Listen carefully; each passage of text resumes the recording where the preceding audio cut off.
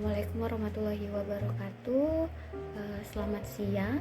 Perkenalkan, nama saya Herni Marina, Widya Iswara Ahli pertama di BPSDM Provinsi Kepulauan Riau. Pada kesempatan ini kita akan membahas tentang etika Widya Iswara dalam menjawab pertanyaan. Nah, jadi ada 6 nih etika Widya Iswara dalam menjawab pertanyaan. Yang pertama yaitu adalah dengarkan dan catat apa pertanyaan yang diberikan oleh peserta. Jadi penting banget kita mencatat sehingga nantinya ketika kita menjawab kita akan tahu apa yang ditanyakan. Yang kedua adalah klarifikasi pertanyaan yang disampaikan oleh peserta.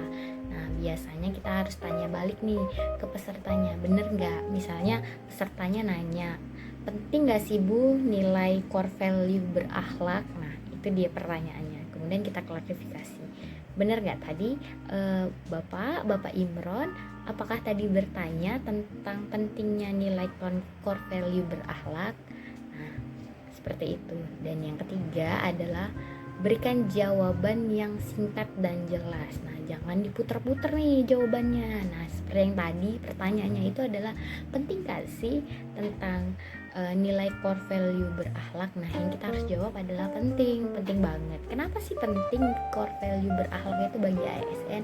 Yaitu mengunifikasi nilai-nilai yang ada di organisasi-organisasi kepegawaian. Jadi selama ini kita tahu nih banyak banget tiap-tiap perangkat daerah ataupun kementerian tuh punya nilai-nilainya sendiri. Nah, ketika ada core value berakhlak, jadi ada satu kesatuan nilai yang dipunyai oleh ASN. Jadi semua ASN dimanapun berada, dari Sabang sampai Merauke, core value-nya satu, berakhlak. Nah, gitu contoh menjawab pertanyaan dengan singkat dan jelas. Nah, yang keempat, ketika menjawab kita sebaiknya fokus perhatiannya kepada penanya. Nah, ini penting nih, karena kadang kita suka nggak fokus atau ujung-ujungnya penanya di ujung, kita lihatnya ke kanan. Nah, ini penting, jadi harus ada kontak mata nih sama peserta.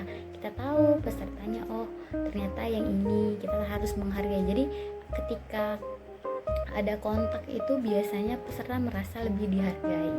Kemudian setelah itu yang kelima adalah tanyakan kembali apakah jawaban yang kita sudah berikan itu sesuai dan mudah dipahami oleh peserta, atau kadang-kadang ada pertanyaan lain nih yang disebabkan dari jawaban kita. Jadi biasanya kita tanya, gimana Bapak Ibu, apakah sudah puas atau ada pertanyaan lain? Nah, itu. Nah, yang keenam itu adalah yang terakhir nih, apresiasi kepada penanya. Apresiasi ini biasanya bisa di akhir, bisa di awal. Nah, kalau di awal biasanya kita jawab sebelum kita jawab pertanyaan. Ya baik, terima kasih Ibu atas pertanyaannya yang sangat baik. Nah, bisa kita.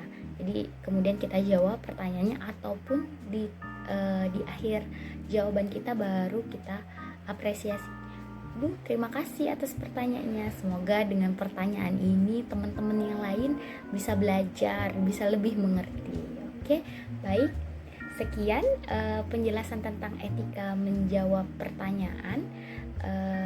Demikianlah sesi kali ini.